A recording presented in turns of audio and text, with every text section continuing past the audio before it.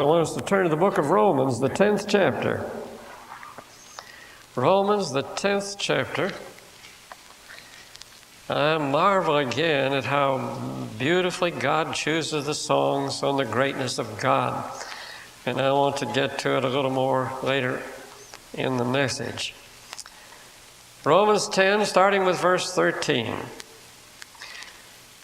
For whosoever shall call upon the name of the Lord shall be saved. How then shall they call on him in whom they have not believed? And how shall they believe in him whom they have not heard? And how shall they hear without a preacher? And how shall they preach except they be sent? As it is written, how beautiful are the feet of them that preach the gospel of peace and bring good tidings of good things. But they've not all obeyed the gospel, for Isaiah saith, Lord, who hath believed our report? So then, faith cometh by hearing, and hearing by the word of God. May the Lord add his blessing to the reading of his precious word. I want to preach to you this morning on faith. I've preached on it a number of times before, and we've used a number of scriptures in Hebrews, the 11th chapter, how that it's impossible to please God without faith. Faith deals with the unseen. George Watson says that our faith must be fed. If we lack faith, then we must feed it. We feed it, of course, and it tells right here, by listening to the preacher that God sent. That's one way to increase your faith. Another way is by the Word of God, and another way by being with people of faith. It says here, how shall they hear unless there's a preacher? Romans the 10th said, the word of faith is nigh thee, even in thy mouth, the word of faith which we preach. Well, faith has many facets to it. And I suppose if I want to begin with right now, I'm not going to tell you all there is to know about faith. It has so many facets to it that if we were to try to expound it, we'd be here for days. So I want to just deal with a few things about faith that I trust will help us. First of all, I want you to know that faith, I want to speak really about three kinds of faith. The first one I want you to know is a personal faith.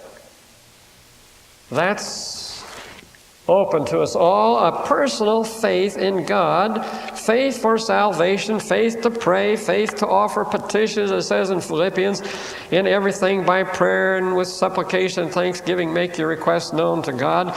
And as we look through the Word of God, the times that it was a personal faith. In Matthew 9, the two blind men came. Jesus said, according to your faith be it unto you. This was a personal thing between them and God. Matthew 15, where the woman that was asking, remember the crumbs that fell from the master's table, and Jesus said, woman, great is thy faith.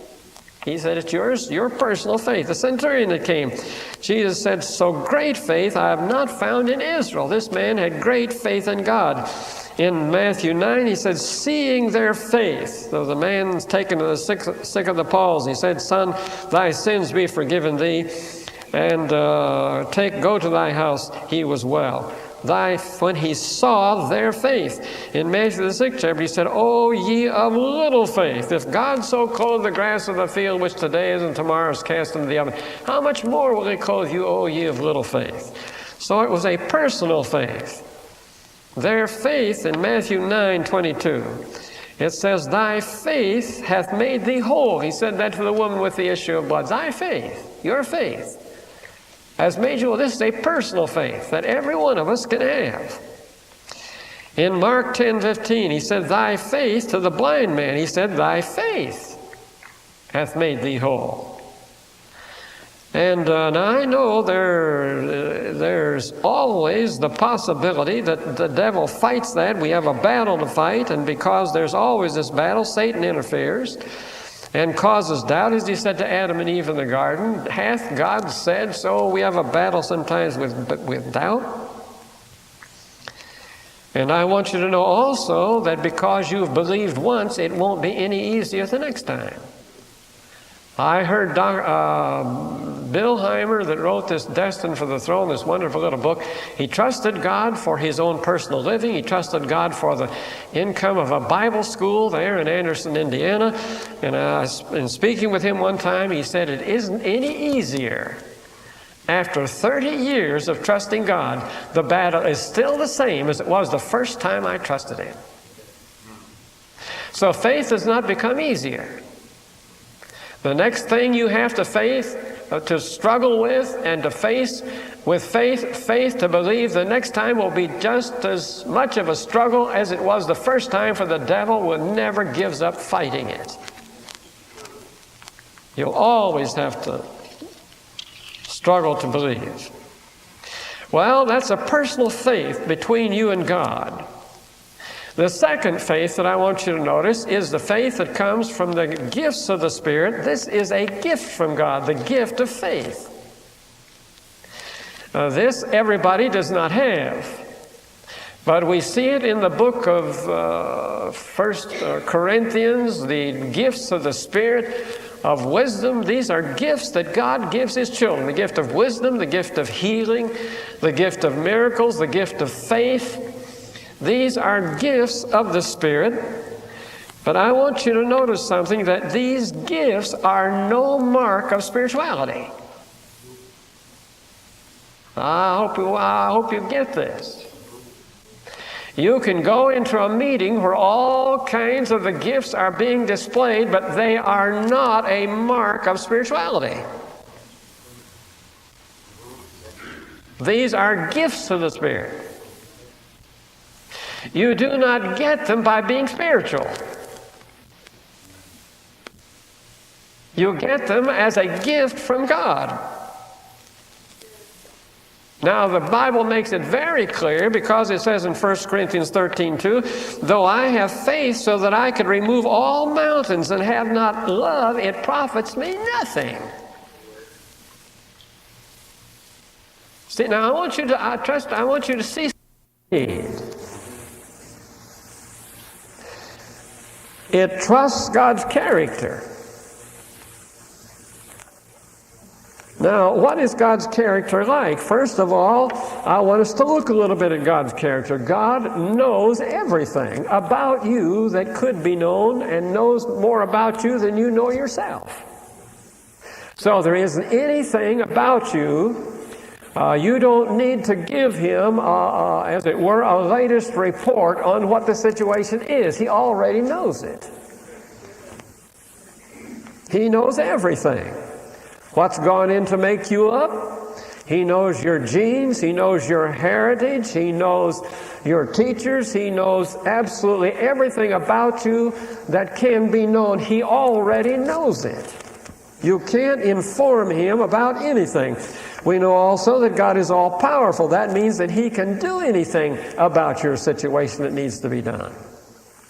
He has the power to put kings on thrones and to cause the rise and fall of nations. He's the one who has power to put the stars in their place and to hold them, as it says there in Colossians, that He holds all things together by His power. Everything is held together now. If He were to withdraw His power, the stars would dissolve and disappear, and the earth would fly apart, but everything now is held by His power. That kind of power, you rest in that kind of power. He is everywhere present. That means that there is nowhere that you can go where He is not. Even as the psalmist David said, if I arise to heaven, He's there, or descend into hell, behold, He's there. So that means that you cannot get anywhere where you're outside of this power and presence. He's truth. That means that He'll never deceive you. I'm trusting. We're having faith now in the character, as Dr. Tozer calls it, the character of God. He is just. That means He is always fair in all of His dealings with you. He has never been unjust with you in anything and never will be. He's love. That means He never acts toward you in any other way than a way of love. Now this means faith to believe when everything's dark.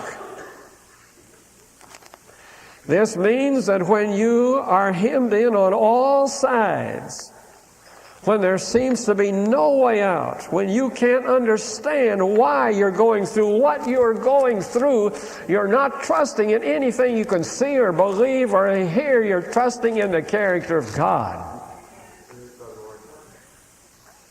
Faith to trust when there is no evidence of answered prayer. Even as Elijah prayed for rain, 6 times he prayed, there wasn't the slightest evidence of answer to prayer after the 6th time he prayed. But he was trusting in a God that he knew he could trust in, and he prayed the 7th time. Faith to believe when the brook is drying up. Faith to believe when Pharaoh's army is behind and the Red Sea is in front and there is nowhere to go, no way to turn whatsoever. Still, this kind of faith trusts the character of God when everything looks the blackest it could possibly be. Faith like Job, though he slay me, yet will I trust him. This is the greatest faith of all, for it has spiritual life in it. This will give life. This has spiritual life in it. This will see you through. This kind of faith will carry you through the darkest hour and land you safely on eternity's shore. This there, the Bible speaks in Hebrews 11, there is a faith that subdues kingdoms, wrought righteousness. I'm thankful for that kind of faith. Maybe we ought to read just a little bit of it in Hebrews, the 11th chapter. I'm so thankful for it.